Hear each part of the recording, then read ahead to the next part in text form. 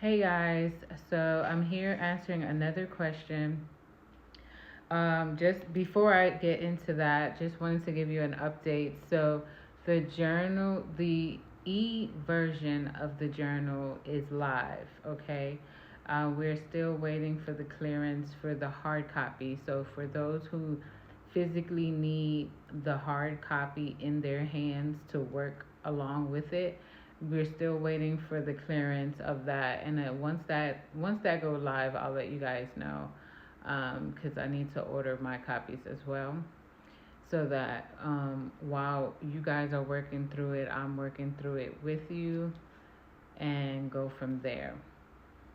Okay, so back to the question. Basically, once you're in a manipulative relationship, they really do get into your headspace. And if it's not with a good intent, I like to just declare that as a spiritual battle or spiritual warfare.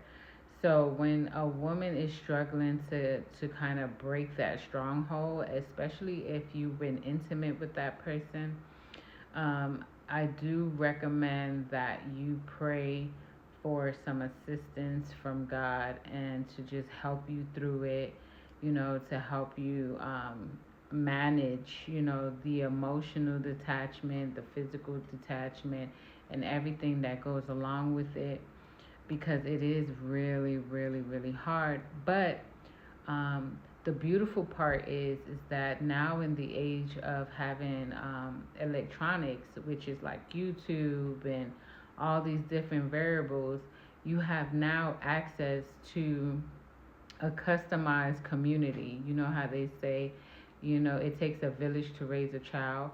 You can customize that village now, right? So if you're in need of um, inspirational words, you can type that in and get what you need. If you need some inspirational music, gospel music is perfect for that. And then because what happens is that once you're in that low frequency and you attract people in your world, so that you can go on that period of a lesson where you're learning how to build that boundary of whatever it is that you needed to build a boundary from. These people have planted seeds of doubt and insecurity through your ears, because your ears have no door, there's no blockages. So certain words that a person may say to you, once you feel that it hits you in the core, and you may not have addressed it at that time, but you may have buried it, kind of, you felt it and you just didn't say anything and you let it be. That negative thought planted a seed within your core. And even after you have, cut cords with the people and you've moved on and all that, that seed that was planted now blossoms. So now your thoughts are in conflict, right? Well, you may be like, oh, my forehead is big, or whatever you be saying to yourself in your private thoughts. Those conflicts are not thoughts of your own. That's why it's a conflict.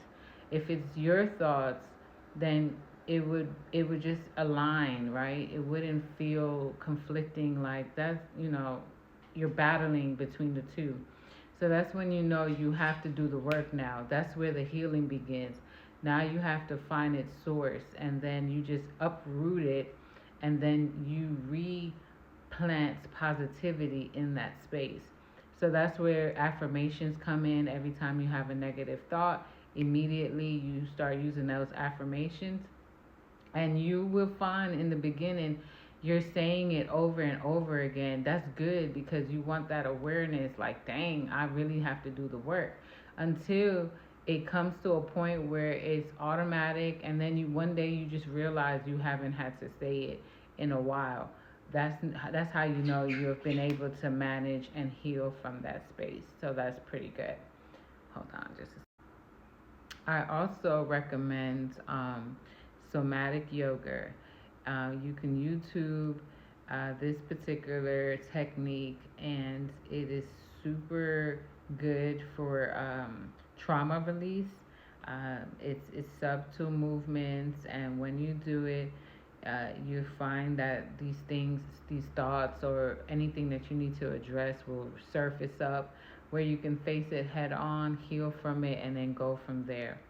And so, again, how to heal from these manipulative relationships. Yes, it's hard in the beginning. It really, really is, and I get it. That's when the journal writing comes in. That's when, that thought of, your future plans, like, you know that you're gonna weather this storm, and you look forward to what it's gonna be. Like, anytime I would go through something that drastic like that, I will always say, man, this is painful, but I know once I get out of this, my blessing is times two of this feeling. So it kept me forward thinking so that I can pull myself out of this storm, because oftentimes it feels like you're drowning in an ocean by yourself.